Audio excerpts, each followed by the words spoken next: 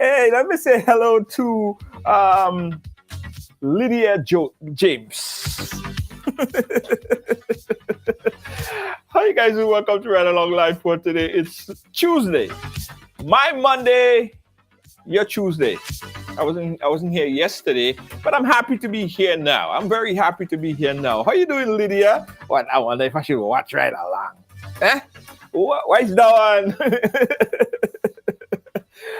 Oh gosh, man. Oh, you're real funny. You gotta love you guys. How can I not love you guys? Guys, let me tell you, it's daylight savings time. So a lot of you watching in Grenada and the Caribbean region, it's 7 p.m. I know. I am not late. No, it is daylight savings time. So the time kind of went back. We fell back on Sunday, right? So my time is still 6 o'clock, but your time is 7 o'clock. So going forward, 7 o'clock Caribbean Grenada time. 7 o'clock Caribbean Grenada time and 6 o'clock New York time. Okay? Wendy Brave Boy, how you doing? Big up yourself. Welcome to the right. Everybody share the thing, share the thing, share the thing. Today we have an interesting program. We have a story, guys. Oh yeah, we have a story to tell. Micheal Baptist is here. And yeah, brother have a story. Yeah, brother has a story. And he gonna tell it all. I mean, he no holds barred today. Now he's gonna tell it all. Yeah, he will. All right, guys, so go ahead and share the program right now. Let me do the same thing right over on my side. Share the program to a friend.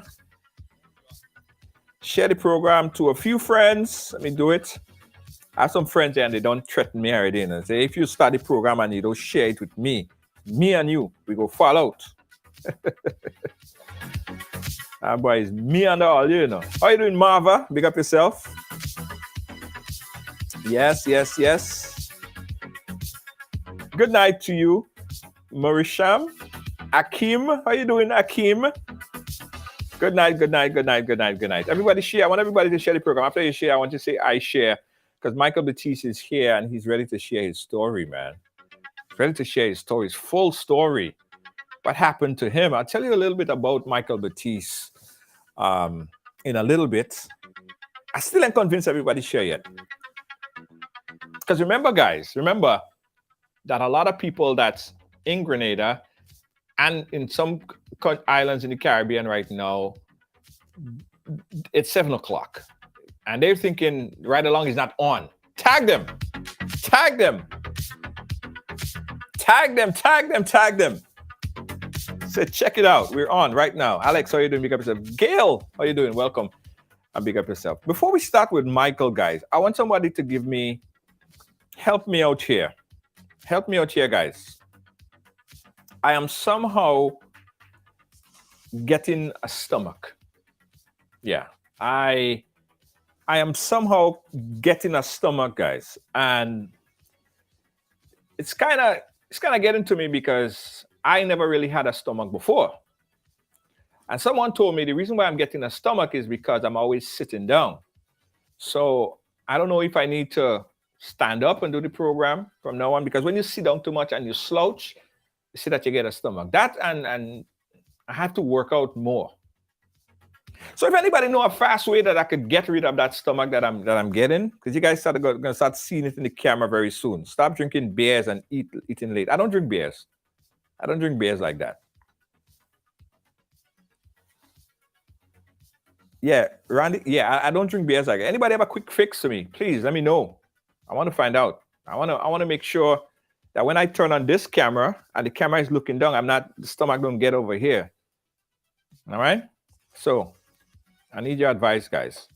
Otherwise, I'm just gonna stick with this camera. You guys can see nothing else. Good living. All right, guys. Let's introduce my next guest. My next guest is the former opposition leader, former MP, and he is I guess I could call him a frequent guest on the program. He's been here before. You know him, Mr. Micheal Baptist. Micheal Baptist, how are you doing, my friend? Very well, very well. Thank you so much for having me, and a pleasant evening to all the wonderful listeners out there in the Spice Island in particular. Welcome. Yes. Let's have a macho discussion. Let's have a macho discussion. Let's take away all the emotion and the sensationalism and all of that. Yes. And let's talk about things in reality and see if we could increase on our level of reasoning. Mm-hmm. There's a lot of national issues that's floating out there now. Of course, this thing with the passport and all of that, and we have to look at it in a very serious way. Right. What's your take on this? Before we get into your personal story, the Prime Minister recently announced a series of allegations against the former administration. One dealing with the passport issue with the Polish guy. They spoke about faith, and they spoke about the vote that was taken from Parliament and put into an independent organization. He lists a whole bunch of them. What's your take on the allegations in the town hall meeting last week? Well, first of all, let me say I was disappointed, very disappointed. I listened to the Prime Minister, and I thought that what he said should have been kept as a national security. Those are sensitive information. Sensitive information because it deals with the modus operandi of how the government deals with this economic citizenship vis-a-vis the passport. Mm-hmm. Now, it is not the first time that this thing about clandestine payments have come up. Mm-hmm. Many years ago, there's a case involving Eric Steiner. Right. Eric Steiner said at the time that he gave $500,000 for the down payment, a down payment for a passport. He said he made that payment in Grenada. At the time, he wanted to become a roving ambassador. And then he had a balance of another $500,000, which he invited the Prime Minister to come to his home to collect. Right. The Prime Minister did go to his home. And when he went to his home, he had someone videotape him receiving the money. That's what Eric Steiner said. Of course, the Prime Minister denied the matter. But shortly thereafter, Eric Steiner was apprehended by the U.S. authorities because he was a fugitive fleeing justice. He was apprehended by the U.S. authorities and brought back to the United States to face trial. He then indicated to the U.S. authorities as a condition of a plea bargain. He's pleaded guilty, and for a lesser sentence, he said that is someone that he gave part of the monies to. he offered the authorities a videotape of the transactions. They look at it, and the Justice Department said they had no interest in it because the crime was not committed on U.S. soil. So they allowed that to slide. However, some of the people who lost money in that scheme, they filed actions against Erica Steiner and Dr. Micheal. That matter went into the federal courts. And of course, when Dr. Micheal was summoned to give evidence under oath, he sought the assistance of the United States government, asking for immunity from prosecution as head of state. The immunity was granted, and of course the trial halted. But the sitting judge at the time, Mr. Friedman, said when he's no longer prime minister, they should bring him back to continue the matter. So we heard then from Erica Steiner how the government entertained those applicants for citizenship.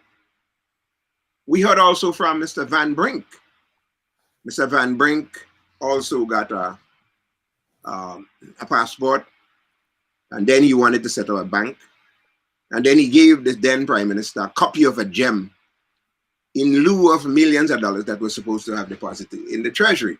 So we have seen behavioral pattern. And then recently, we heard from the very government, the New National Party government, that another person who sold millions of dollars in Grenadian passport to the tune of $55 million, they were able to leave Grenada shores. And as of today, not a penny was recovered by the state. As a matter of fact, the New National Party made no serious attempt to enlist the support of international agencies to locate this man so that the $55 million in passport sales can be returned to the Grenadian people. So we have seen a pattern. So when the Prime Minister mentioned in the town hall that a Polish citizen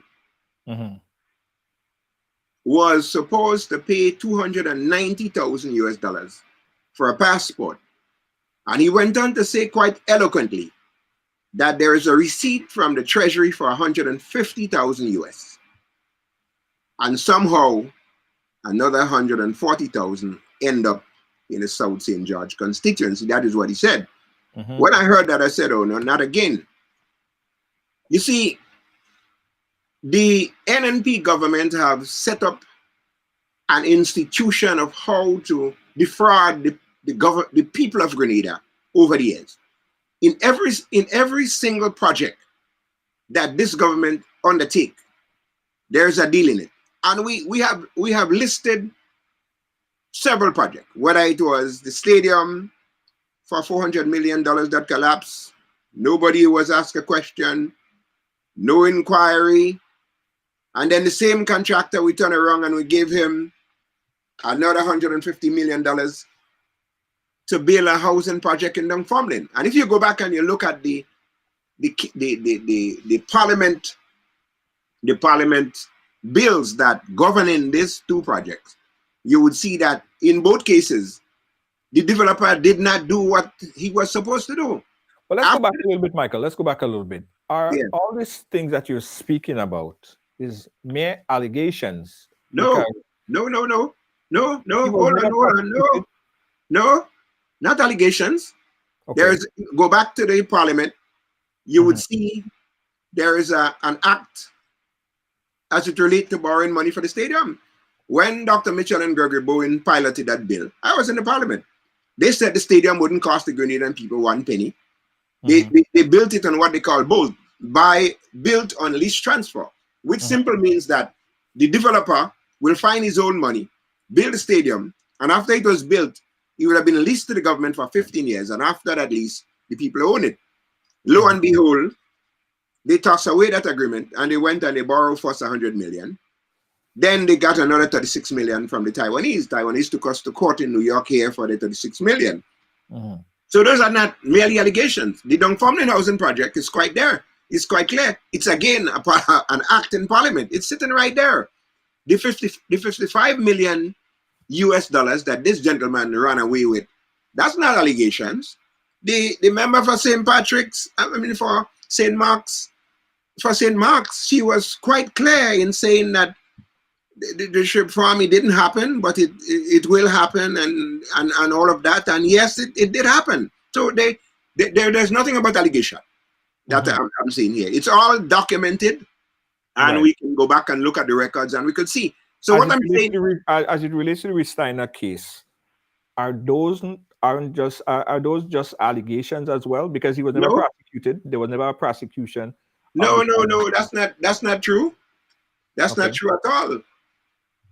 A gentleman by the name of Dr. Howland, he was one of the persons that sued Dr. Micheal and Eric Steiner. Dr. Micheal and Eric Steiner was co-defendants in a case at 26 Federal Plaza in the Federal Courts in Manhattan.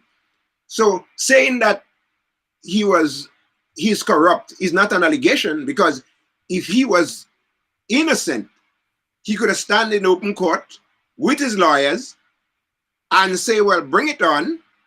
I am innocent, and I'm here to vindicate myself for the record and for my legacy. Right.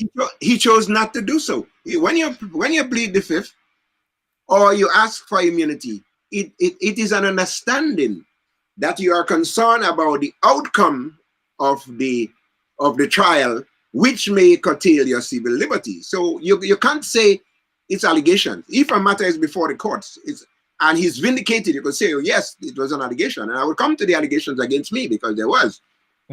Okay? No. Someone asking to let's go back a little bit, because a lot of people don't know your position at those points in time. I said it at the top that you were opposition leader, right? Tell us the time frame you were opposition leader. Now, in 1995, there was a general elections where several parties contested. The NDC got 5 seats, the GLP got 2 seats, and the NNP got 8 seats. At the time, the court had ruled that Sir Eric Gary's property plus compensation should be returned. So after the 95 elections, there was a meeting between the two leaders, Sir Eric Gary and Dr. Micheal, and they came up with what they call a strategic cooperation, of which members of the GLP, including Sir Eric Gary's daughter, she was High Commissioner to England, Rapier, and myself, we serve with the NNP in what we call a strategic cooperation, because we contested as different parties.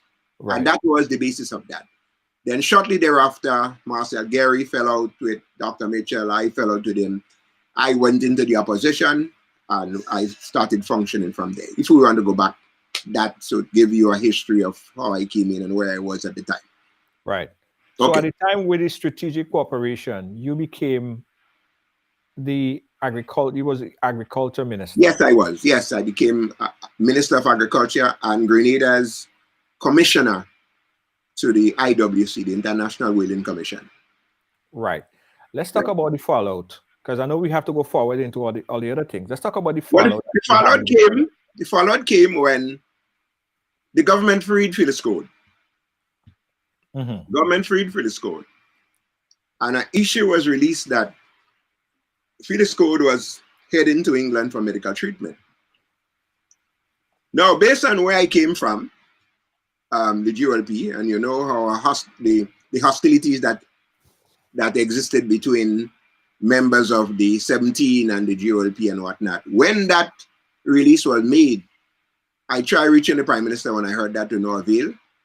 So I went into Parliament, and on the adjournment, I said, well, I need some explanation on that, because I'm hearing that Phyllis Code is released on medical grounds. She's heading to England for medical treatment, and I want to know how that is possible. Because Michael Tyson was convicted of rape, and he couldn't enter England because of his criminal record. And how is it that Phyllis Code is entering there? And I realized that the government was lying to the people. So by the time I got home, I got a call from Dr. Micheal. He said, well, you've been sitting here and acting as the opposition leader, and we made the thing, and everybody had already bought into the story. And here you are raising up, what they say, old dog in sleep, and the people already buy the story. Anyway, I revoke your appointment, and if you behave, I will bring you back. And then the hostility started with me and him from that time. So then I said, well, I'd be happy to go into the opposition and take on the government. So I became a one-man, very effective opposition. Because it was then and then I started raising all these issues. But I think the highlight of it was the call center. Tell us about that. Well, Dr. Micheal brought up a bill to Parliament. And in that bill, he said that government is going to loan monies to that company. Now, there's a law, Section 8 of the Finance and Audit Act. It's quite clear. He said government cannot loan money to private individuals or private companies. Now, that was put in place to avoid abuse, to avoid people taking money and giving their wives, their girlfriends, their brothers, and whatnot. Right. So he came in with the bill, and the bill said, except in the case of call center. So the bill passed through. It went through the finance committee, and then it came up on the floor for passage. Well, during that period, I got wind that Dr. Micheal's family was involved. So I went into Simon's Pavilion, Simon's Industrial Park, with the aid of a few folks, and we staked out the area. And lo and behold, we saw Dr. Micheal's auntie-children strolling into the call center. We took some pictures from where we was. And armed with that information, I went back to Parliament and I played mass with them in Parliament. You understand? And I said, there was a time you used to come here talking about jobs for the boys when NDC was in power. And here you are, it's money for your family. The law said you couldn't do it, but here you're doing it. And under pressure, he was embarrassed. He was embarrassed because the members of his team were not even aware that he was suspending the law to allow government to pump $18 million out of the Grenadian people's money into his family's pocket. So you were the one that responsible for catching him red-handed. I caught him red-handed. And under pressure from your humble servant, I made him admit it in the Parliament that yes, it is a loan, Mr. Speaker, and come March, the loan would be repaid. Well, as of now, the loan have not been repaid. Then I continue on with him. Later down, I stumbled again upon a $4.5 million where he took from Cable and Wireless dividend and siphoned it to pay the bills for his auntie-children in call center. So again, I raised that. And of course, he had to retreat and make some silly explanation asking the then Minister of Finance, Boson, to explain. So the hostilities started there, and what you say, we were engaged in a nasty, brutal war at that time. Because now... So hold on, Baptiste, with the call center, was there an arrangement from the then Prime Minister as to what would be done going forward as far as payment, or was there any agreement of how that money would be compensated? Well, if you go back and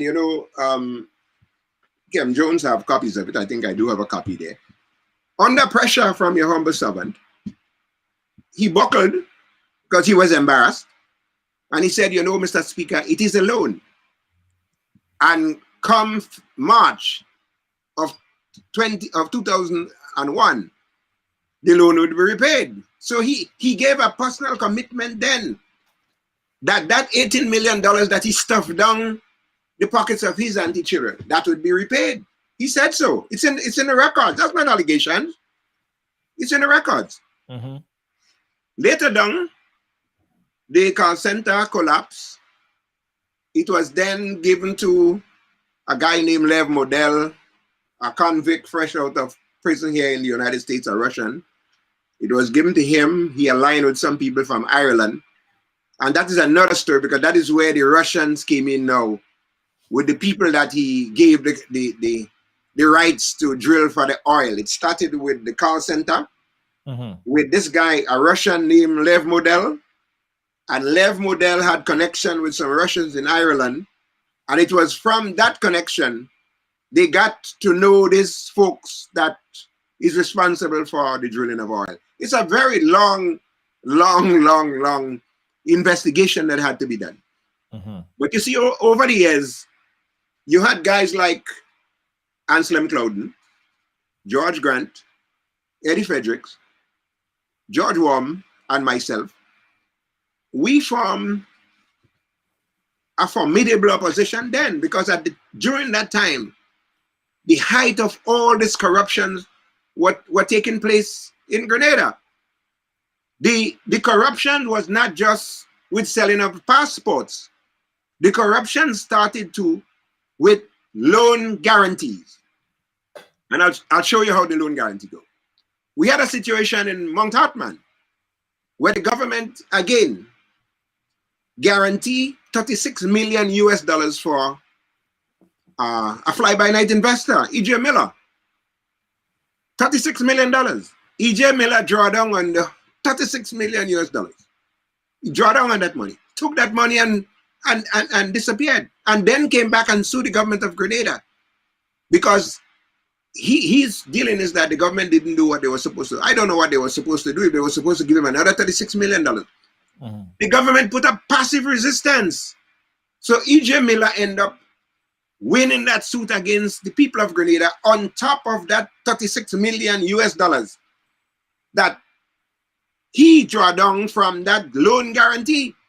Now, the reason why nothing was done with E.J. Miller is by quite naturally, when these loan guarantees were made to these fly-by-night investors, and this is just an assumption, because I have no way of proving it, but it is well understood that the fly-by-night investors were able to milk the people of Grenada with all these monies, because through that guarantee, they would have left something with the politicians in Grenada.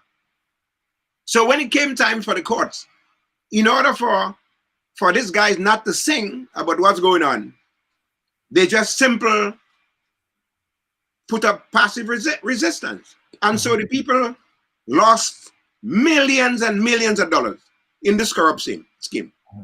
So when I heard the Prime Minister making that announcement, in my opinion, I thought it should have been handled a different way. And here's how I think it should have been handled. This gentleman could have been a critical witness for the government as to the modus operandi of how this corrupt government regime behaved. Now, the Prime Minister said that there's a receipt for 140,000, for 150. And he said 140 went into the constituency. As far as the government is concerned, it is an incomplete transaction on paper. Let me play back the exact clip, as the Prime Minister said. This is a gentleman of Polish origin applied apparently to be made ambassador at large on behalf of the citizens of Grenada. That gentleman was told, and it appears that the then cabinet, agreed to appoint the gentleman as ambassador at large. He was told that in order to do so, he needed to pay US $290,000 to the state of Grenada.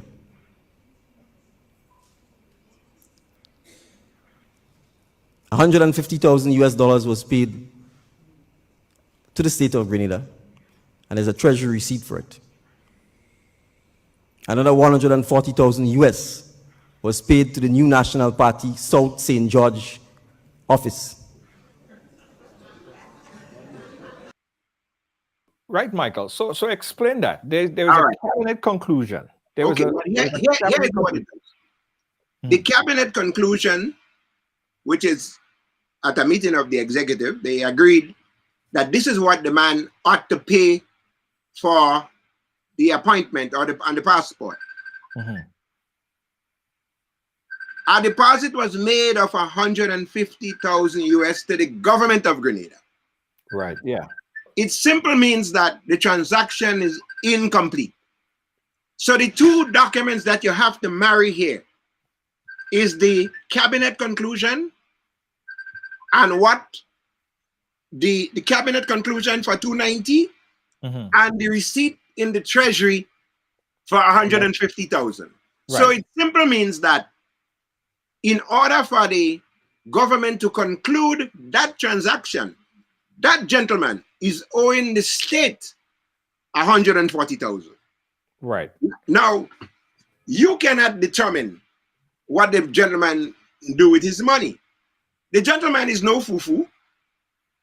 He knows the official place where he paid the money, and he knows what an official receipt is like. So he's in on it. The only way you could move forward with that is if you can elucidate some statements from that guy on the oath and with your security people as to who gave the instructions to pay the remainder of the 140,000. And that is why I'm saying the Prime Minister could have held that close to his chest, keep the gentleman close. The gentleman would have named names, which more than likely would lead to some important people. Because you have, look at the facts. 150,000 was paid to the Treasury.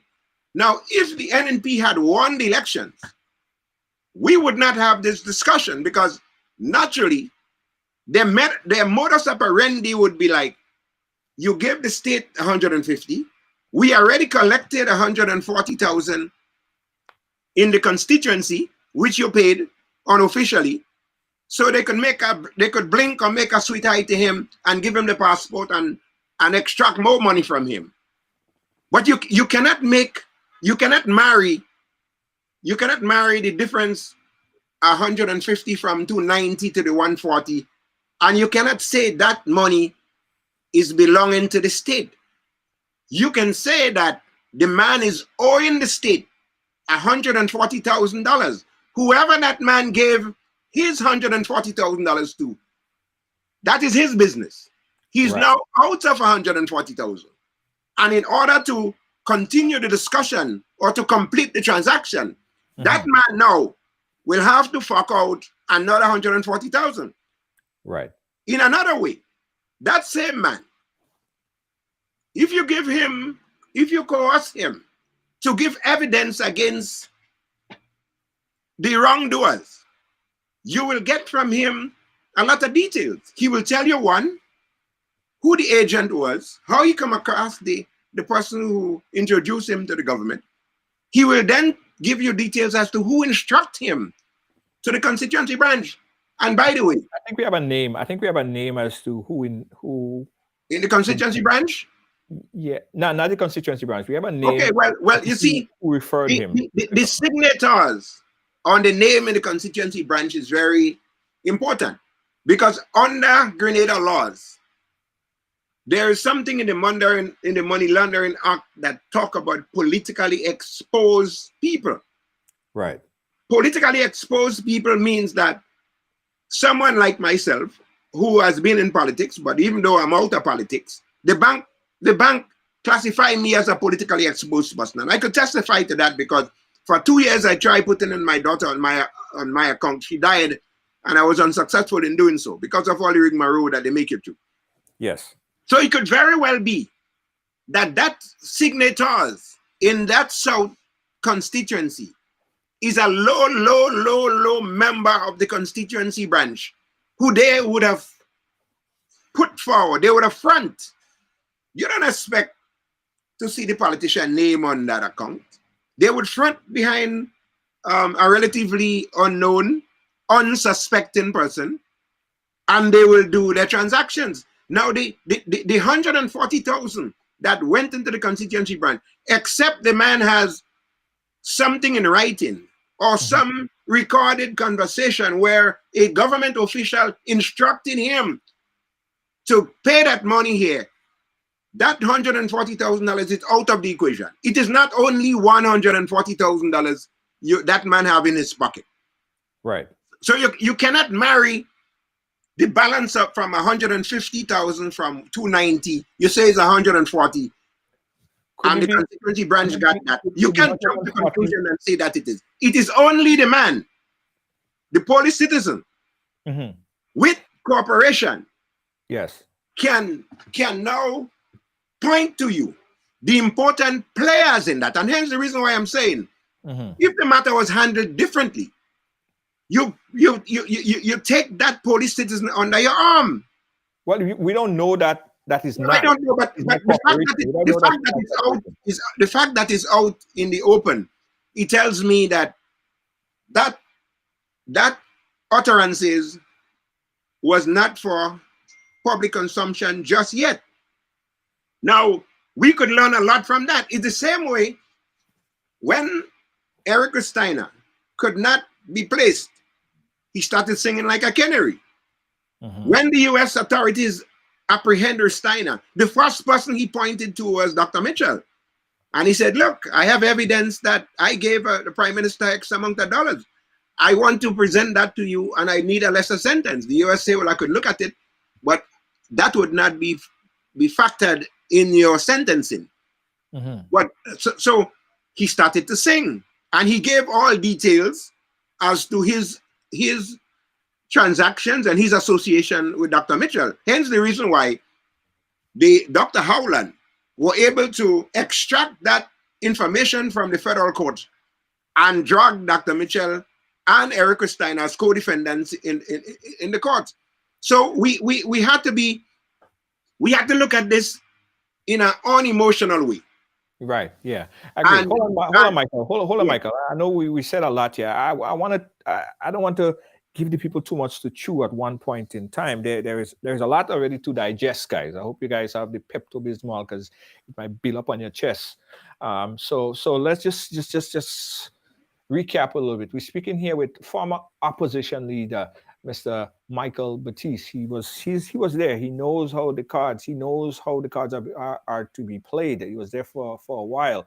He's given his recollection as opposition leader. Of course, he was a part of the government. They formed an alliance because he was a member of the GULP, which then formed an alliance with the NNP, and they were government. He was operating as part of the government at that point in time, Minister of Agriculture at that point in time. He also stated that he started to fall out of grace with the former prime minister because he started to act, as the prime minister said, as opposition, objecting. One of the things that he objected was the release of Phyllis Code, that was then said that she would have to go to England for cancer treatment, which he objected. The prime minister started to fall out of grace with Baptist.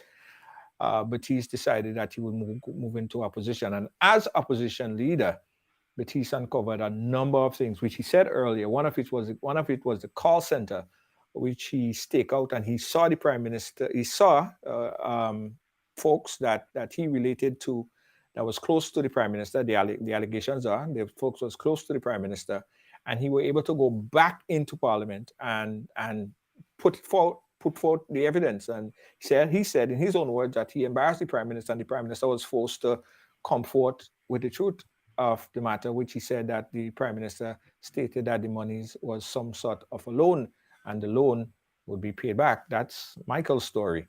So Michael is here to give us all these. Michael, how was my summary? I don't know if I caught everything that. Well, your summary was good, except when you used the word allegations. And okay. I am sort of brutal on that word allegation, because you cannot say what is a fact. You cannot call what is a fact an allegation.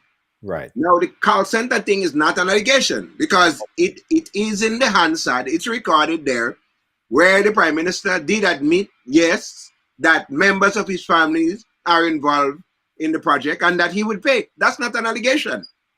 Not an allegation at all. Okay. All right. So, Michael, I wanna go back a little bit again. Right. We spoke about the fallout of Greece, and I heard you on a previous program where you was talking about all of the problems that led to, because you admitted so and based on the history that we were able to review before the program, you were charged and you almost faced time, right? Tell us about that and how Well, did that let me go about? let me edit what you say. Almost face time. My civil liberties was never in danger. Okay. Never at all. Not 1 minute. Charge. Tell us about the charge. Well, the Prime Minister brought in a man from Jamaica, Hugh Wildman. Uh-huh. And the purpose of Hugh Wildman as special prosecutor was to deal with his opponent. Yeah. And clearly, I was the chief opponent of the Prime Minister at the time, myself and George Worm. So I got a letter from the Accountant General, Patricia Ntwine, and she said in that letter that the government of Japan has confirmed that monies was given to me to give them, and she want to account for it. So I read the letter carefully. I rushed to my copier, and I copied the letter as many times until the ink in my copy dried out, because I wanted to make sure that I had several copies of it, because it was mere nonsense. Mm-hmm. So they came, Hugh Wildman, in his style, in his flamboyant style, he came in, and I was charged. 7 criminal charges. And I said, good. We went to the courts. I had a battery of lawyers. As a matter of fact, folks were lining up to defend me. I think I had about 7 or 8 of the top lawyers in Grenada free, willing to defend me, because they saw the charges and they read through it clearly. So we went into the courts, and I assisted my defense team. I handed them a copy of this letter that came from Patricia Ntwine, and I said, before I could give any instructions as to how to proceed, the first thing I want us to do is to get disclosure from the government. Let us see the transmission between the government of Japan that they claim, that they gave in writing. They say, they said the government of Japan has confirmed. I said, it cannot be a WhatsApp. It cannot be a messenger. It can't be Facebook. It must be official correspondence. So let's see that. WhatsApp. I said, well, let's see that correspondence. And I mean, I was as happy and joyful as ever, because, as I said, I knew it was malicious charges because of my aggressiveness against Dr. Micheal in the parliament. I knew that wasn't going anywhere. So when we presented that, Hugh Wildman said we were asking for too much too quick. But the magistrate ruled that that's disclosure and they must make that available to us. So the matter kept on, and I must have made about 50 appearances. They're not showing up because they hit a deadlock, because we're asking for the information, because they made some allegations in a letter. They confirmed something in a letter, and we're asking to see it. In the meantime, Dr. Micheal went to the Chief Magistrate, Patricia Ntwine. And that again is not allegation, because those are sworn statements by the Honorable Lady. And I do not know Miss Mark, never met her, and I don't think she hold any briefs for me. Dr. Micheal called in Patricia Mark, the Chief Magistrate, and he said to her in this word, he said, you know, this guy Baptist up there, he's a thorn in my side up here. There's a case against him in the magistrate court. I want you to go to Grenville and send that matter in the High Court.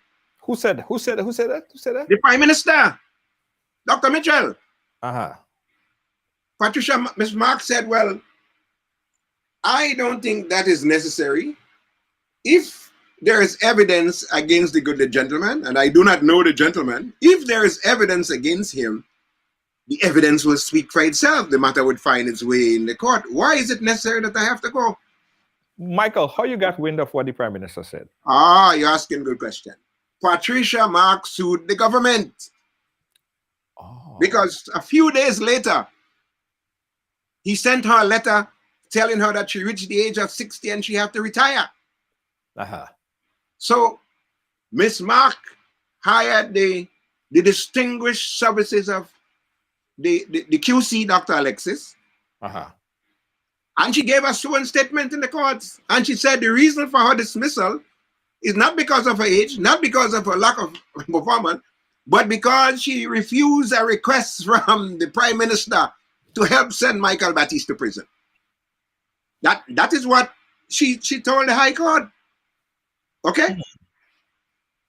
The election came and the NNP lost. Hugh Wildman was arrested and detained.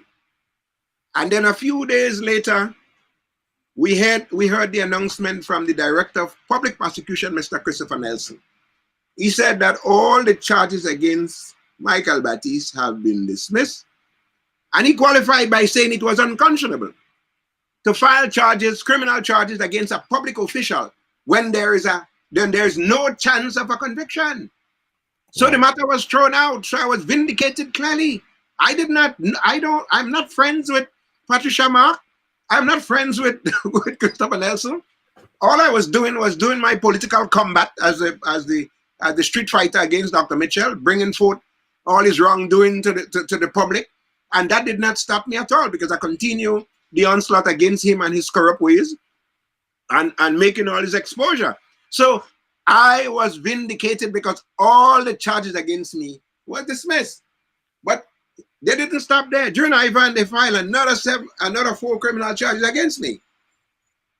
During Ivan, I was taken into custody. Mm-hmm. They surrounded my home. The forces that came to help the government restore order, they didn't participate in my arrest. They stood by the medical station. A team of SSU and police, well armed, they surrounded my home, and they took me into custody. And they said then that I was a threat to national security. I was brought into prison. I spent 10 days in the Grenville police station without a charge. A generator was placed in my cell. And it is my opinion that if William Thompson had carried out the wishes of the government, he may have been commissioner today. You see? So when they put that generator in my cell, I breathed the carbon monoxide. I passed out. I was in a state of unconsciousness. My lawyers, Ms. Grant, Lloyd Noel, Dr. Alexis Clouden, I think Kaji chipping in that, they came in and they filed motions in the court that I should be released. They not in the court, but they went to a judge home that I should be released on medical grounds. Mm-hmm. Finally, Bido called and said that, no, before that, George Worm had called the Prime Minister of Antigua and St. Vincent to intervene on my behalf at the time. So they did make the calls to Grenada, and they said, well, in their opinion, they see that as political intimidation, because if you arrest a man, you must charge him and give him reasonable time. They say, well, I'm a threat to national security. Look, I set up radio stations and I was doing this and I was doing all of that and all of that. In any case, make a long story short. Hold on, Michael. So Yeah. the fact is that you were in fact doing something illegal. You were setting up radio station that was against the law. Well, let's put it this way. In times of crisis, civilians can do what is considered to be their civic duty. And if I have the expertise to disseminate information to the general public as to what is happening, the prisoners was on the loose. We were in a state of emergency. Dr. Micheal was hiding out on a boat. There were lawlessness. There were nobody in the state. And you know, nature hates a vacuum. So at the time,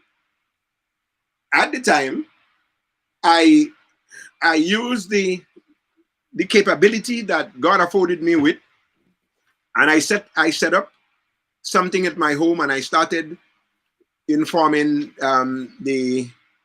those who had the little portable radio as to what's going on, where the prisoners was, where you can get water and food and all of that. And they came and they took me into custody. But here you have it again. But that was against the law. Not really. No. You didn't break the law? Well, in case it's a case of emergency. Well, anybody could say it's a case of emergency. I could say it's a case of emergency, and I want people in my area to hear my voice. Let's look at it this way. I broke the law. The government broke the law because they came in and they arrested me. Right. And they put me in Grenville police station for 10 days, where I was poisoned in carbon monoxide poisoning in police custody. Okay. And then when we went to the courts, again, lending some assistance to my defense team. The police had no standing in that matter, because according to the Telecommunication Act, the only person that can intervene in that is a telecommunication officer. And because Gregory Bowen and Dr. Micheal were acting as telecommunication officer, we had no listed telecommunication officer. If I offended that act, first the telecommunication officer can seek the protection of the police to come to me and warn me and charge me. Okay, that was not done. They saw that as as a common criminal. And you know what is so sweet about the matter? Mm-hmm. While I was in custody in Richmond, there was a fella in Richmond named Kit Micheal, and he had some altercation with a gentleman where he chopped out his hand and the guy bled to death. So he came and surrendered. And when he came in, he saw me there and we started to chat. I know him very well. Of course, I was the MP I'm the MP for the area. He knows me very well, and we're chatting. And about 3 hours later, 2 police came and they took him out of the cell. And they went away with him. He came back a few minutes later. He collected his belongings. He left he had some water there. He left the water with me, and he said, you know, we're going to talk.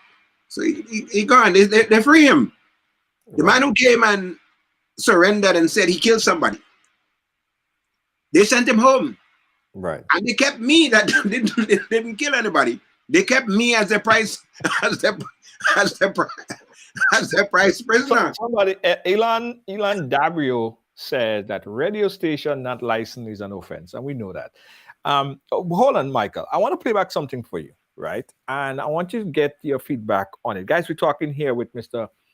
Micheal Baptist, and he, in fact, as I said earlier, was a former opposition leader. Now, if you want to participate in this conversation, guys, let me open up the phone lines right now. You could call this number, 718-701-5720. That's 718-701-5720. All right, that number you could call right now. Michael, listen to this. Another serious problem in that particular area is the government unwillingness to accept criticism. My own firm belief is that the governments in the past have failed themselves because of their lack of willingness to accept constructive opposition. I firmly believe that the problem that the PRG had was having created a system where only its supporters and its views were heard. They in fact created an environment for the 1983 October disaster. Because unless you have people willing and been given an opportunity to provide you with another viewpoint, when in power, you are quite capable of believing that you have the absolute control over what is right and wrong, and that can be disastrous in any system. And I believe that the NDC is following that particular path. And I am convinced, based on all that I've seen, that with that kind of path of righteousness and the path that anyone who opposes them is, as they describe me, for example, a confusionist. Because of all right, that was 1991, I believe. At that point in time, Dr. Keith Micheal was in opposition, right? And he said there at the end, back in that time, they considered him a confusionist. Was you a confusionist? Was that you? Well, you know, as I said before, sometimes one freedom fighter is another man's terrorist. You understand? So at the particular time when I was fighting the government, I felt, look, I was born and raised in the mountains of Grenada.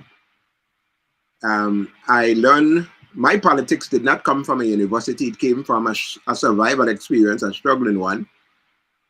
And I was fortunate that the people who knew me well elected me, and it was incumbent upon me to fight on their behalf. And God knows I fought, and I fought with everything that I had. The statements Dr. Micheal made now is sheer nonsense and hypocritical. And let me tell you why. He shut down the New Today. He shut down the New Today. Now, I could not get on to GBN as leader of the opposition. My contributions in Parliament was censored. As a matter of fact, in the 2001 budget debate, operatives of the New National Party went in Manjaloo and damaged the transmission of GBN so that the people could not hear my contribution. And those are the facts. And when I petitioned and I protested with GBN, they rebroadcast my contribution 2 a.m. in the morning. Now, George Grant, I was not even a candidate. I was merely lending support then to the New National Party. I made a phone call to George Grant radio station. One phone call I made, and I outlined some information and some facts. The next day, George Grant radio station was off the air. They say the sound of my voice ricocheted across the airport and it was interfering with the incoming flights. And George Grant radio station was shut down. That's not allegation. Those are history. Those are the records. They shut down George Grant radio station because of one phone call I made. Wow. Mike, hold on 1 second. We got a call on the line. Let's take this caller. Caller, you live. Where are you calling us from? I think that caller probably hang up. All right. Yeah, that caller did hang up. 718-701-5720 is our number, guys. Let's have this conversation here. A lot has been said so far. But as I said, I like to have that participation. I want to get you guys participation on what you heard here today. And believe it or not, we have a lot more to talk about.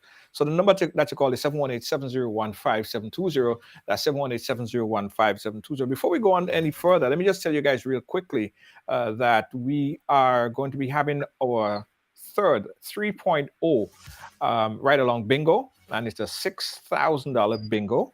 That's on the 23rd of December. That's 2 days before Christmas. $6,000, guys. To get your ticket, you could get a ticket tonight. You could get your ticket right now, right after the program. You go to ridebuy.com.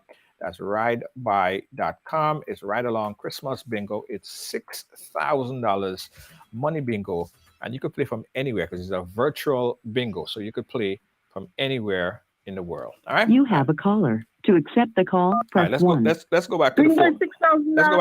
Let's go back to the phone line right now. Caller, you live. Where are you calling us from? Hello? Hello, Junior. Good night. Hi, good night. How are you doing? Where are you calling us from? I'm calling you from Canada. Canada, go right ahead. From Canada. Canada, hold on, Canada. Do me a favor. Do me a favor, Canada. Turn down your background. Whatever you have in the background, just turn it down. Yes, go ahead. I don't have anything in the background, actually. Okay, go ahead. I'm concerning Mr. I was listening to Mr. Michael, is his name? Micheal Baptist, yes. He's still here. He's hearing you. Michael Baptist. I was just concerned, Mr. Baptist, concerning on the evidence that our Prime Minister has. You saying that he should have held it, but I think that he did the right thing. Because if he did hold it, so many mouths would not have been talking right now. So many things would not have been coming out of his hole right now. That's one. And another thing, you said that he should hold it. But what I say is that he knows what he's doing. He's not a foolish prime minister. He's a very smart man. And maybe he's showing bit, you understand, to catch fish, but I think he's showing the right bit because he's accurate on what he's saying, because you just proved that he has evidence. He has the evidence. So, and Junior, you also just say it's an allegation. It's not an allegation when you have proof. I'm sorry, Junior, I'm on your side. I love you, but say the right words. It's an allegation. It's an allegation for me to say it on air. As long as for my part, it has not been proven in the court of law. I'm going to say allegation. But Michael have a response for you. Well, he has evidence. Okay. So Michael? Everybody's coming out and they're saying what they have to say. Yes. All right, Michael. Caller. Yeah. One of the things I like is exchange and mutual respect and exchange. You have expressed an opinion, and of course, a person's opinion is not subject to debate. It's your opinion. But I stand by what I said is that it could have been handled in a different way. He exposed it, and then what? allegations or evidence of wrongdoing is nothing new to this government. But what is new is actions. So exposing the wrongdoings, fine. Then what next? And I want to say to the Honorable Prime Minister, you have a daunting task ahead of you with Grenada. The high unemployment, the collapse of the rural economy, a broken healthcare system, a huge national debt. You may not have all the time to do all those exposure. You should hire a special prosecutor or go into the parliament and pass the laws, integrity in public life. You need to hire forensic experts and put that in their hands and continue with the business of governing, Prime Minister. Because I can tell you, the evidence against this government is overwhelming. And this Polish citizen should be a learning experience for you as to how business is done. Because at the end of it all, okay, so you make the announcement. So what's next? No one is arrested, no one is called. Just making announcements and pronouncements and emotionalism. It's good, but someone said, Michael, the reason why the Prime Minister made the announcement at a town hall meeting, because somehow he know that it's not actionable in court. Okay. So either it's actionable in court or it's politicized, and it's a political. People saying that it's a political move. Some people saying that it's a political move because somehow the Prime Minister know.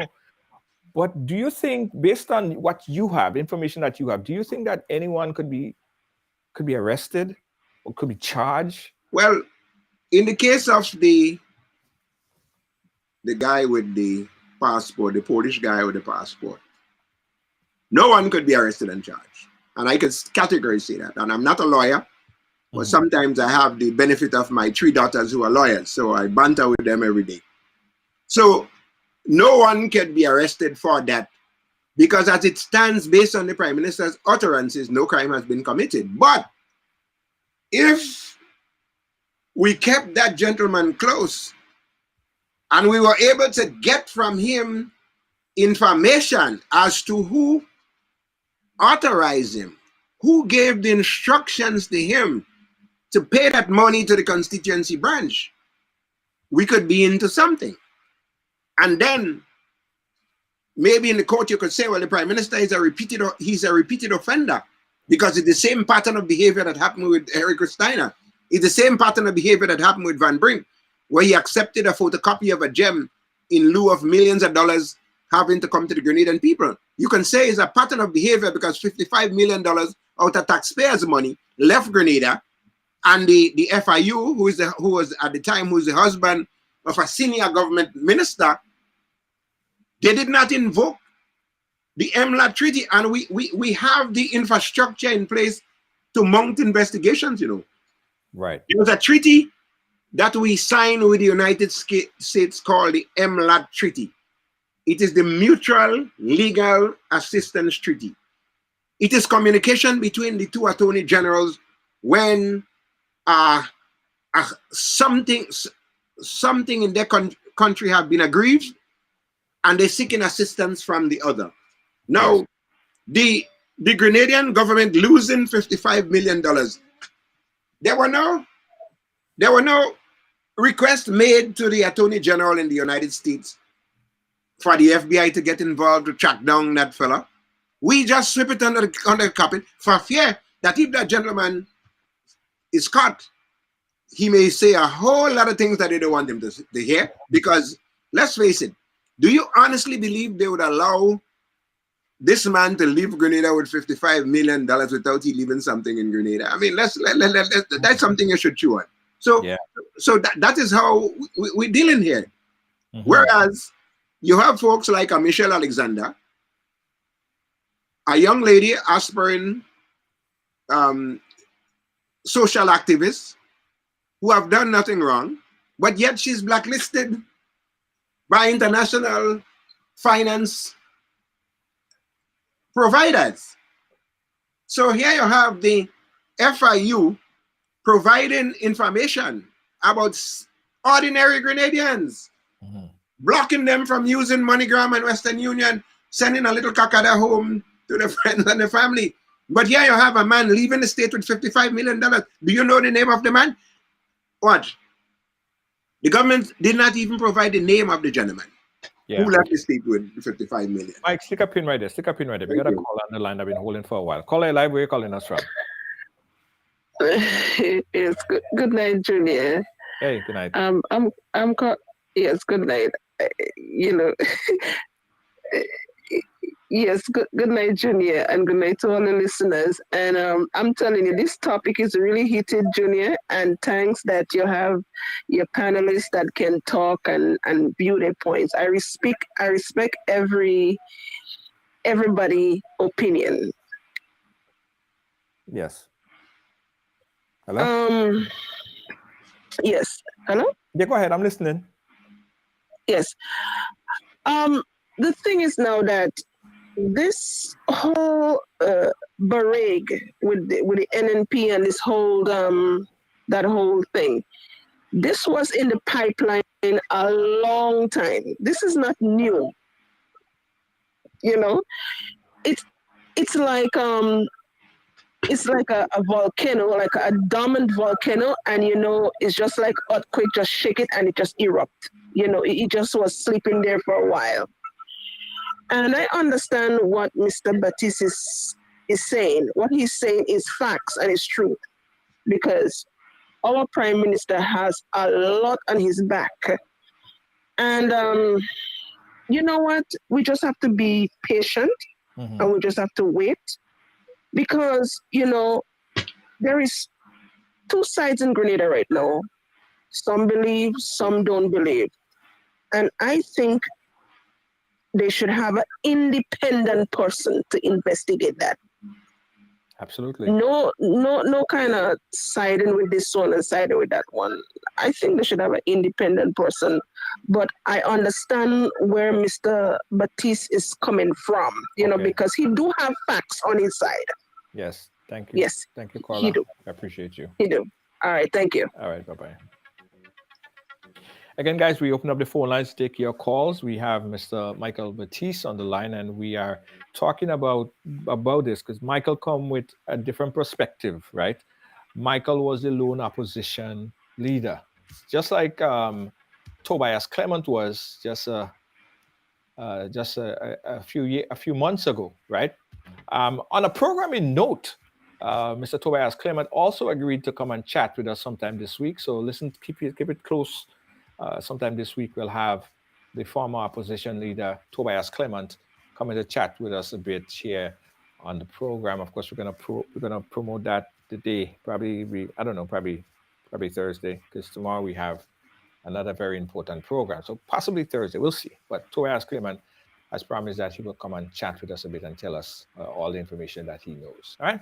So we have Mr. Micheal Baptist here giving us some juice on everything that has transpired during his time and what he understands from what's happening now. Michael, in the case of faith, right? Do you think that there could be any action against anyone in regards to the non-for-profit organization? Well, here's what it is. After Dr. Mitchell was videotaped collecting money in St. Maurice, he became very shrewd because he realized that technology is catching up with him. So if you notice, he has gone into a different modus operandi. CL financing, the companies supplying services to Parliament, Faith, and other companies contracted to provide services to government. You look at the players. Now, Faith was a legal way to channel government money to an organization that could be siphoned from the hierarchy or the members of the government, at least some members of the government, not all of them. Because trust me, a lot of allegations are made about some of them owning security companies and all of that, and that's just false. That's not true. Those are allegations. Right, those are mere allegations. Nothing substantial in that. Right. A lot of them just went through the struggle. Now, in the case of it, since the government was their only client and it's non-profit, the government again could set up some forensic auditors and look through it, see if it's non-profit, and look at it closely and see if the monies that went through it was used for the purpose of which it was intended. But you just can't sit on the sidelines and say faith and the sister of this and sister of that and raising all hysterical and emotionalism and sensationalism and all of that. And at the end of it, you do nothing about that.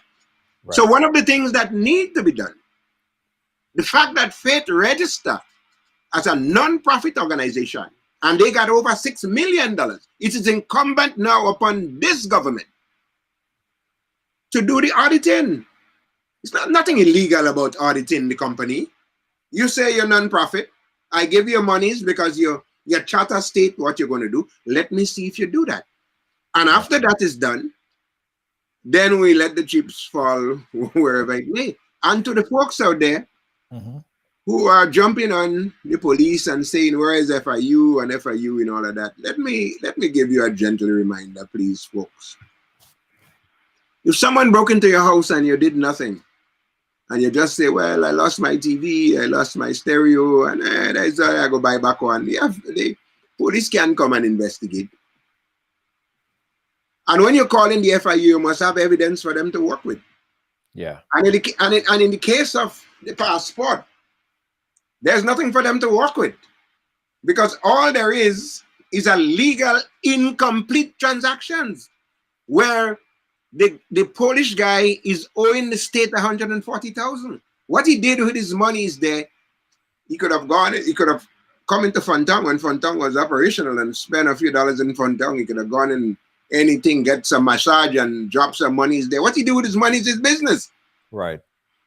You understand? So it could have been $140 donation. It could have been, it could be a donation, contribution, but I'm sure if the NNP had won the elections, as we used to say in Munich, they make sweet eye for one another. They say, well, I done give you 140,000 already. So take your passport and go, but give me something for my convention. Yeah?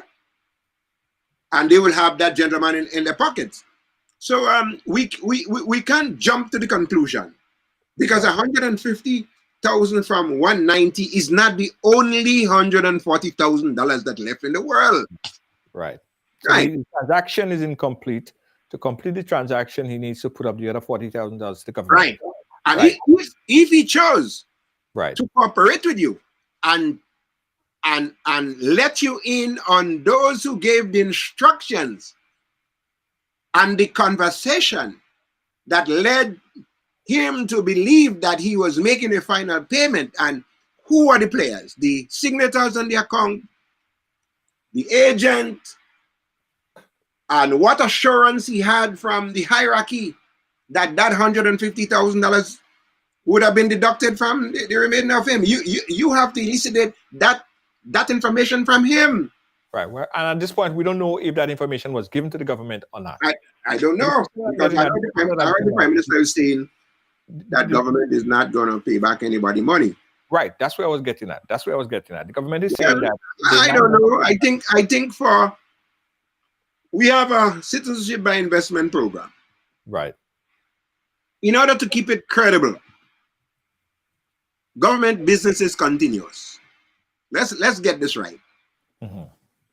If the gentleman has already gone through all due diligence check, yes, and he has nothing in his background that would prevent him from getting a passport, I think the conversation between the government and this gentleman is that, look, our records show that the transaction is incomplete and you must fork out your $140,000 if we have to continue that discussion.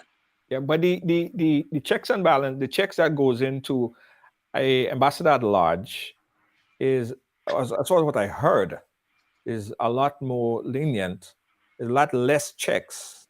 I stand to be corrected, but they're saying that the checks that they do for ambassador at large is less than what they will if you are in the CBI program or coming to be a CBI trying to get a project done in CBI. Well, you make a very interesting point, and let me see if I could elaborate on that a little. The cost of a Grenadian passport varies based on the applicant. Okay? Yes. If they recognize the applicant is in real trouble and is trying to avoid from a situation, he's a fugitive like Eric Steiner was, his price is different because he's a motivated buyer. He wants the passport to invade authorities. As we have seen, we didn't hear about anybody paying $1 million for the thing here. And in the case of Eric Steiner was wanted by the United States Justice Department. So hold on, Mike. Are you telling me that the authorities would look at how bad you want the passport and charge you accordingly? So if the person really need the passport and they're in real trouble, they don't just turn down the person. They say, okay, well, it will cost you more. Is that how it works? Is that how it really works, Mike? I don't know. Well, you see, again, if you want a copy of the NNP Corrupt Playbook, maybe you could ask George Grant, George is dead, Cloud, no, humble servant for one of it, and we will tell you now, because we look at references. Yeah, but the CBI program, CBI program, because Grenada CBI program is so rigid, there's so much checks and balance that goes in. Other countries respect our Grenadian CBI program. In fact, the Grenada passport under the CBI program has visa-free access to a number of other countries. And I'm doubtful if it was so easy or just sporadic that anybody could just get us a passport so easy under whichever administration, then those other countries will start to tighten the ropes in terms of visas. Let me go back to excerpts from a legal proceedings that was advanced in the court. And maybe I would ask my dear friend George Worm to make use of some of those transactions to you. I'm sure he still have them on record. Now, in that proceedings, Eric Steiner got irritated, not because the government couldn't deliver, you know. He was in receipt of a Grenadian passport. What they were unable to deliver him for his $1 million was a diplomatic posting. Now, Eric Steiner said then, and Dr. Micheal more or less concur. Every country in the world they tried every possible country in the world, including the Bahamas, to see if they could get a posting for Eric Steiner. And every country where they presented his credentials, that country refused him because Interpol was on his trail. Right. But in the meantime, he had a Grenadian diplomatic passport, but he could not get immunity he couldn't get immunity because he was not able to be accredited to another state. And the reason being is that no country wanted him because of his record. And therefore he got irritated and started to sing. And that is how all of this came out. Yeah. So so we learned then that the price varies based on who you're dealing with. Yeah. Let me just say again, guys, we open up the phone and we're going to take out just a few more calls. We are a little bit over time already. So we're going to just take 2 more calls. 718-701-5720. Speaking here live with former opposition leader, Sir Micheal Baptist. He knows a lot. He's probably even much more than he's even telling us, but hey. Now he's telling us a lot. He told us a lot already. So again, we open up the phone line, guys, 718-701-5720. And just a reminder, guys, tomorrow, we will be having the former Attorney General, Mr. Bristol, on the program. And we have done our own investigation, guys, our own investigation into faith. And okay. Caller, hold on. Caller, turn on your background, please. Yeah, so we have the former Attorney General, Jerry Bristol, on the program tomorrow. And we have done an internal audit investigation, private internal audit investigation. And we have some findings that we're going to reveal to you tomorrow. So you want to join us tomorrow for that, all right? That's tomorrow, same time, 6 p.m. Eastern Standard Time, 7 p.m. in Grenada. Also, I got to tell you this before I go to the phone lines, that we're going to be having our Bingo 3.0. Tickets are $10. You can get a ticket right now at ridebuy.com. That's ridebuy.com. And you could win up to $6,000 US. The tickets are, sorry, did I say the tickets are $10? No. The tickets are $25 US. If you're in Grenada, you could pick up your tickets for $50 EC dollars for the ticket, right? For the ticket. If you're buying it online, get it right now at ridebuy.com. That's ridebuy.com. Get your tickets tonight because we will be having a limited amount of tickets available. Also, guys, we got to tell you about our trip to Dubai 2023, next year, from October 12th to the 19th, 2023. We're going to be in Dubai. We'll give you guys some more information on how you can get your tickets for that as well. Let's go back to the phone lines. Caller live, where are you calling us from? Dubai. Hello? Yeah, hi, caller. Go right ahead. Where are you calling us from? Pennsylvania. Pennsylvania, go right ahead. Okay, so I just want to quickly comment about what the gentleman said about the Prime Minister maybe approaching the situation a little, he would have approached the situation a little differently.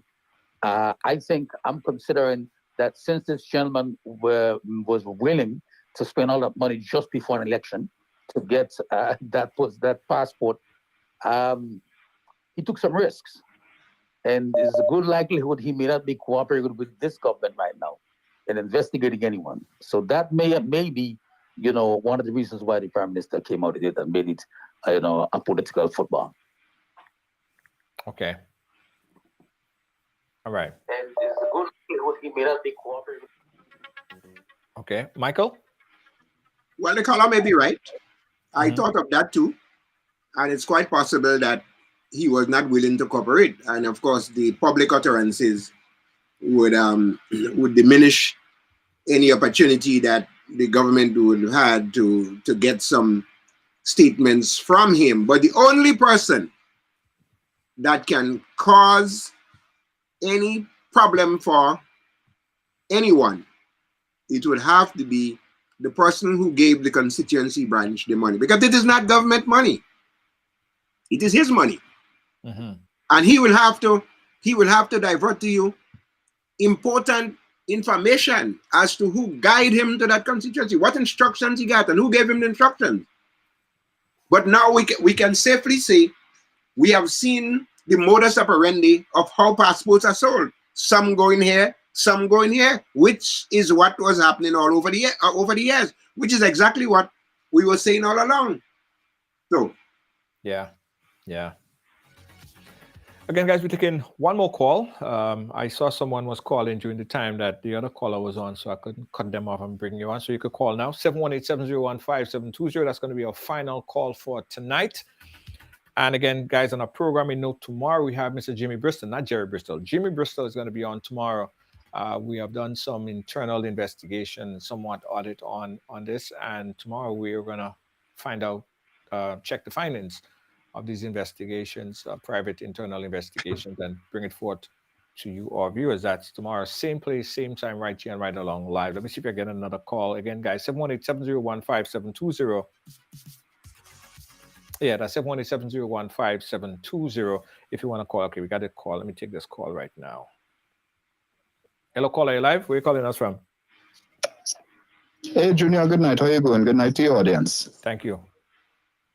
Yes, well, it's quite interesting, the kind of information that is coming out as it relates to lots of the dealings with which appears to be no separation between party and government. However, those excesses only occurred because the institution of the state broke down.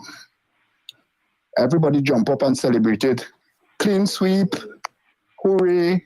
But over the last 20 years or so, we had one party in government. And what that party has done is take over all the institutions, infiltrated all the institutions of the states, where the state became subsumed by the party. All the party dealings consume all the activities of the state. You had no checks and balances, or it appears that there were no checks and balances. Certain individuals was allowed to do what they want with the state of Grenada. And that's what we're seeing being emerging at this time. There are much more to come out, rest assured. I said that in another program. All we have to do now is just get our popcorns, pull up a chair, and pay attention. Popcorn. Because, like popcorn. Yeah. That's what's going to happen, Junior. For lack of a better word, a lot of craziness took place. Because you had, and I remember doing this in my politics class in UWI. They says, even democracy, after a while, turns into an oligarchy. And that is that is how Grenada was run over the last few years. One man or one particular group of people just did what they want with Grenada, with no checks and balances, no kind of transparency, no kind of accountability. So now that you have another party in government, you have the unearthing of this kind of dealings. And there's much more to come, as I said. So thanks for the opportunity, and you have a good night. Thank you, caller. Thank you for calling. I saw someone posted something there earlier about the selling off the passport.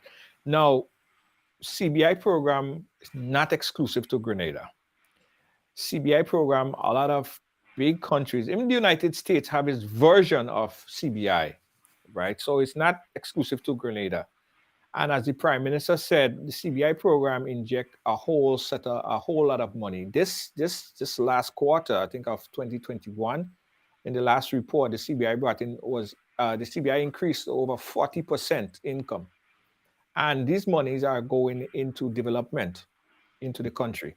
So one, I believe, if organized and run properly, CBI can be very beneficial for any country. We have it in almost all the Caribbean islands. Did St. Vincent pull out of it? Is St. Vincent still doing CBI, or they pulled out? I'm not sure. Michael? Well, I think so too. I think it's a good program, but I think it have to be managed properly. Yeah. Because over the years, individuals have used it as their feeding ground. Yeah. And now we have seen that it's not just their personal feeding ground, but they are now using the resources of the state, or money that should have come to the state. They're using it for party purposes.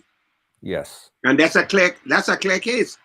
But of course, I have to warn that though it may appear to be that way on the surface of it, but legally, there's nothing you can prove to that, because, as I said, the two documents that you have to marry is the deposit that was made, which you have a receipt for, and the $290,000. And the bottom line would be deemed as incomplete transactions. Okay? Mm-hmm. And therefore, the people of Grenada, if this administration chose to continue with that transaction, they will now have to collect $140,000 from the person and allow that person in their own way to seek redress from wherever they can as to how that $140,000, because we don't know who gave them, who led them there, but somebody did. Right. Yeah. So we must excuse me, we must leave it at that. And we must take away emotionalism and sensationalism. And we must analyze things in a matured way.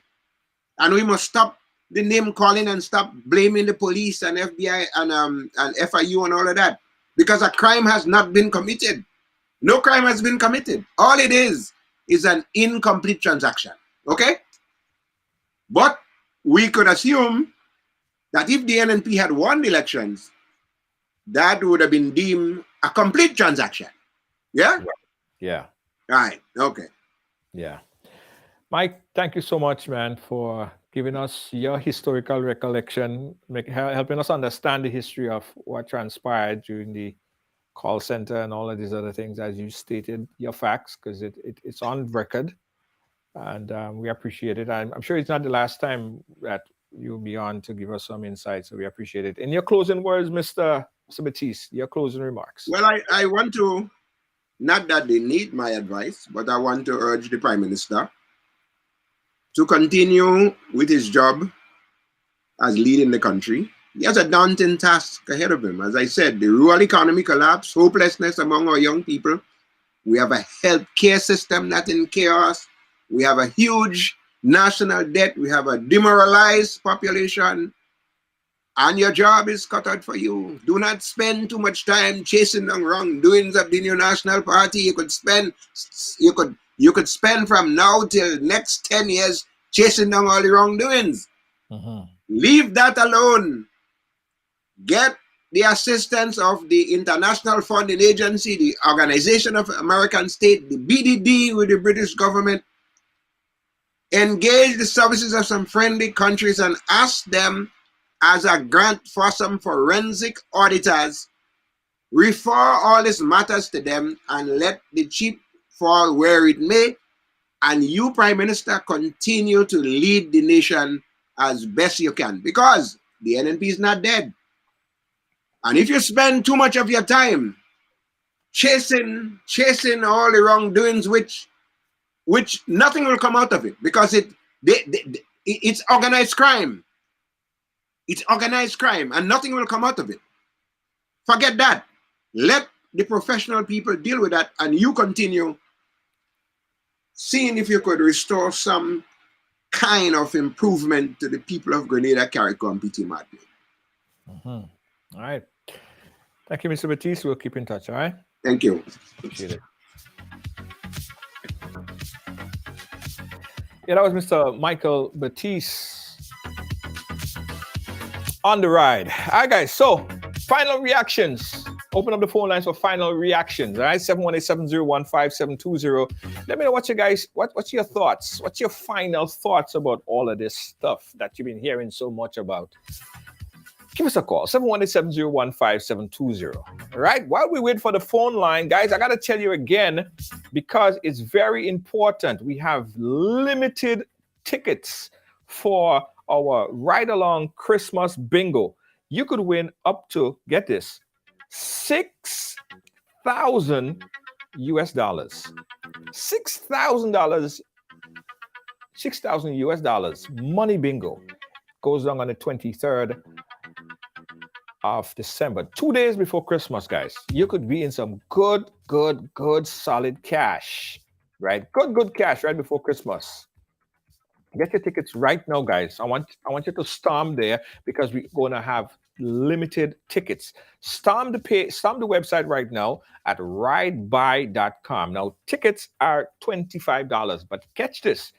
If you quadruple your odds, right? You could get 5 tickets for $100. 5 tickets for $100. 1 ticket for $25. You could get 5 tickets for $100. Get your tickets tonight. Again, we're going to have limited tickets, guys. When the tickets sold out, it done. When it done, it finish. You don't have no more. Get your tickets tonight. Go to ridebuy.com. Click on the option for the combo option, where you get 5 tickets, 5 chances to win for $100. Again, tickets are going quickly. Quickly. Yeah, going fast. All right, guys, thank you for watching so much. Hold on, should we wait? Yeah, let me wait still and see. Let me wait still and see who come through. Oh yeah, we have another caller. Let me take that caller.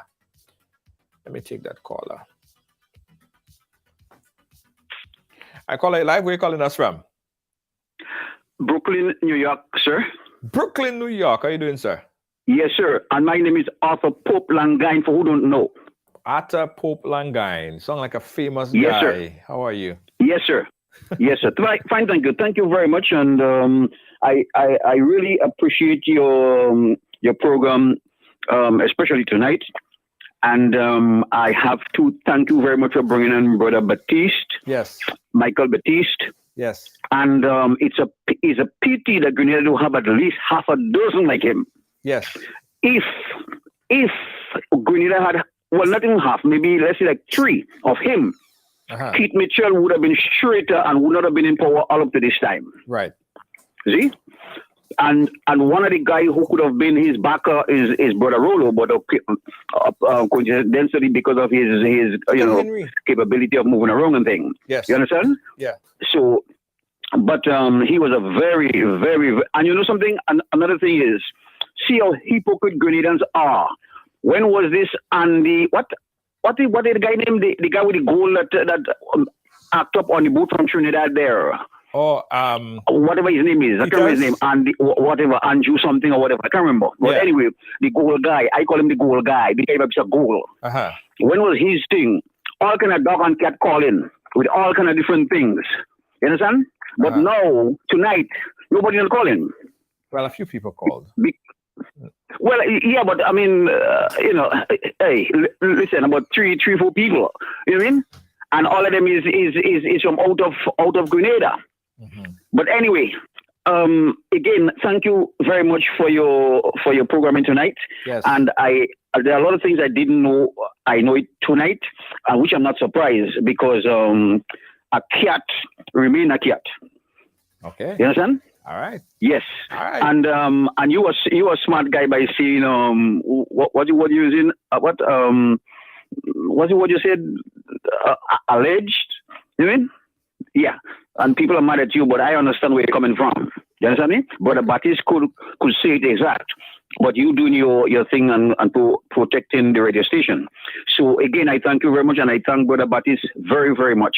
Okay, brother? All right. And Mr. Langai, hold on before you go. I know the last time I saw you in a bingo. Don't yes, sir. Right. So I want you to go ahead and get a bingo for the ride along bingo, right? I know you like bingo. No. It was the very first time I've ever been to bingo. First time. Oh yeah? The last time I saw it, that was the first time went there to.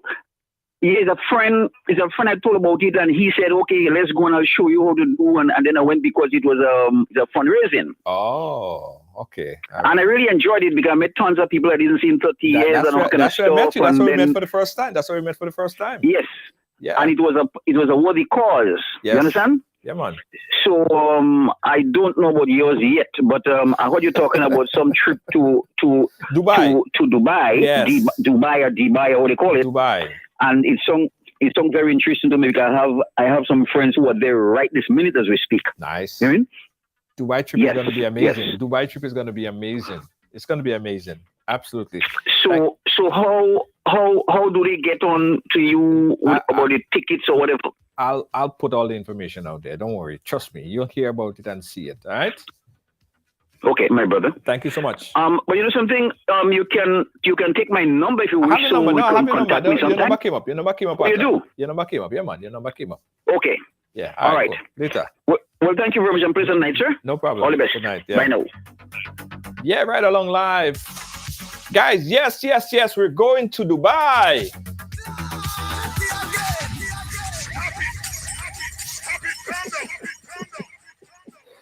...2013, guys. We're heading to 2023. Next year, we're heading to Dubai. We are going to Dubai. And we want to take you along with us. Initially, we said only 50. But in the space of just a few minutes, we had 50 and more. We have up to like 150 people who subscribe. That doesn't mean that 150 people will go, but they're very serious. So guys, if you want to go to Dubai with us, it's going to be an excursion trip. It's going to be really, really, really nice, right? It's going to be really nice. We encourage you guys to get on our VIP mailing list, and we're going to be sending out the information to you about how you get on the trip, group trip to Dubai. Let's take this call. Caller, you live? Where are you calling us from? Hello? Hey, good night. Hello. Hey, go ahead, caller. Yeah, I want to ask a question. Which prime minister, in your opinion, is one of the best prime minister passing Grenada? In your opinion? In my opinion, the best prime minister? Mm-hmm. The prime minister I like the most, from what I could remember, is Ben Jones. Right. Yeah. I mean, since I know myself growing up in Grenada, we spend so much time condemning and bashing prime ministers left, right, and center. Yeah. We Chase Gary. We kill Bishop. We want this one. We want that one. We spend so much time condemning and bashing. And now when you can catch ourselves and support good people, support good programs, and try to elevate instead of bringing everybody down. And I listen to certain programs and you could hear the bitterness in Kim Jones and this kind of worthless fellas on him. I mean, we can spend time to make the country a better place by elevating and talking. Don't call people names. That's not nice. It's the same thing that you're saying that you shouldn't do, and you're doing the same thing. We shouldn't call people names, but then you go and calling people worthless. And we listen to that guy program. All he spend bashing people. The only reason I carry him just for once. But all he is bashing people, carrying out kind of old extra wearing pigtail bucket and couples bag and all kind of old. You listen to that guy program. I know. You're talking too fast. You're talking too fast. Hold on. Take the phone a little bit away because you're speaking so loud. It sounds muffled. I ain't hearing what you're saying. Okay. Right. If you listen the bitterness in this guy's program, the way he's calling names. I mean, eventually I know, NDC generally had a reputation of being a one-term party. If eventually NMP come back and get a little taste of the medicine, and if they will enjoy it, I really want to see. You know what I'm saying? Because I have the programs on tape, I was going to record all the bitterness about people reading a picture, but go and sit down, file this one, transfer that one, dismiss that one. How you go dealing with people in such a way that you want to, so you shouldn't support a political party, so if you only support who you support who. Okay, caller. So we don't want to try to support somebody else. Eventually, come and get Peter, you mess now. I can't wait to see. Thank you very much. All right, thank you, caller. I appreciate your input. All right, guys, I'm going to wrap it up here. I got to go. Make sure. All you get all the ticket tonight, Make sure all you get all the ticket tonight for a ride along bingo. It's always a fundraiser, guys. We do so much in fundraising to assist families around the Caribbean, to around the world, to anywhere, anything, anyway, quacks, we get a call and we help. These fundraisers, these bingo activities, these brunches that we have, these cake sale that we have is our fundraisers. We do this to raise funds. So it's kind of like you're paying it forward now. You're paying it forward. All right. This is what you do. You're paying it forward, actually. All right, guys. I want to show you guys how easy it is to purchase your tickets, because you guys are going to go and do it tonight. I want no excuse. You guys doing that tonight, or you're getting all your ticket tonight, Jed. All right. I want to go through all my apps. All right. So you go into the app, RideBuy, or go ridebuy.com. Let me take this off the screen. I want to show you guys how to do it. So this is the app, the RideBuy app. You scroll. Now, if you're going to buy one ticket, you're going to click on voila, boom, buy your ticket. No problem. Put in your credit card information, order now, and you're done. Listen, 5 and 6 and 7 steps, But we have a combo special, guys. We have a combo special. You see it right here?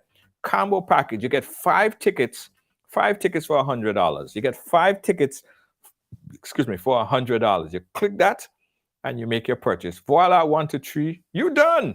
Listen, I know 5 and 6 process, ridebuy.com. Now, if you have one device and you're playing, it's going to give you all the instructions, right? It's very easy to purchase. Get your tickets tonight for Ride Along, our virtual bingo, and that's 2 days before Christmas. 2 days before Christmas. Ridebuy.com. Lynn and moderators, I want you guys to pin the website for me. Just pin the website for Ride By, where they could go and pick up the ticket tonight. You have a good time. All right? Tickets are $25 US, or if you're buying 5 tickets, I mean, if you want a combo, you can get 5 tickets for $100. Okay. On behalf of all our production team here at Ride Along Live, our senior executive producer, Lois JJ, the hardest working person on the team. She keep me sweating. This woman keep me on my toes. I can't get a rest. Yeah, she makes sure that everything is like how it's supposed to be. For our moderators, they work hard, man. All our moderators, they work overtime. They work hard. Gail, Kibbs, Deanne Fraser, these guys are to be applauded.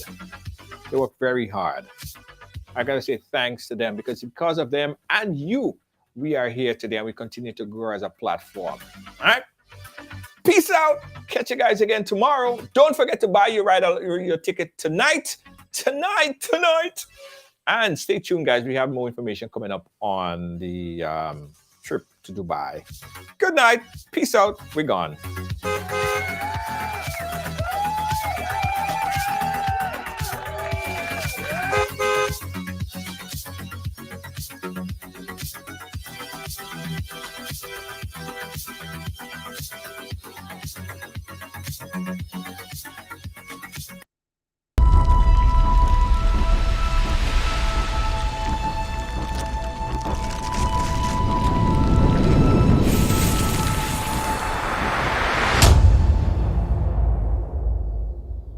Williams Funeral Service serve you with dignity and compassion as you mourn. Every day, we embark on the journey of life, and one day, the journey will end. It's on that day that you can entrust the celebration of life of your loved ones to David Williams Funeral Service. Call 718-291-3823.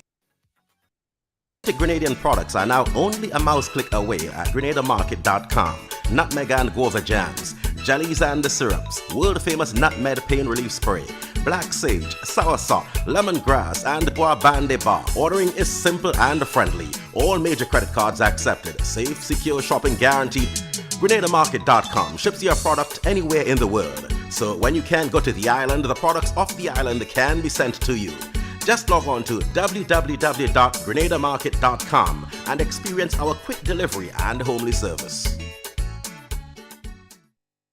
Chicks Export Limited, Toronto, Canada. Shipping barrels and other cargo to Grenada in 3 weeks, including custom clearing and home delivery to anywhere in Grenada. They source, purchase, and ship new and used anything. Call or WhatsApp Eric, aka Greens, on 416-569-9755. That's 416-569-9755. Check us out on Facebook at Green Chicks Export or email us at greenchicksexport@gmail.com. Stop. Listen, don't move. I got some important information for you. Ride Along Live is moving to TikTok. And we want to take you along with us. I'm beginning to have some serious second thoughts about this. No, I'm not going to be dancing or nothing like that. You won't see that. But it's going to be excitement. It's going to be fun. And we're on TikTok. Somebody come and look at this. Look at this. So click the link at the bottom and follow us on TikTok. It will be a TikToking experience.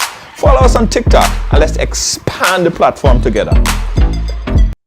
My name is Yolandi, and All Pro Health Staffing has some great opportunities. At All Pro, we know what's important to you, and that is safe assignments and great pay. We get it because we're nurses too. We have an amazing opportunity right now for you if you're an LPN. This is based in Vermont, and we are seeking to get somebody on board as soon as possible. We also have really great local opportunities. Right now, we are hiring immediately 4 LPNs. We're looking for them to work in assisted living and memory care facilities based out in New Rochelle, New York. For more information about these great opportunities, call 387-4246. Click the link below or share this with a family or friend.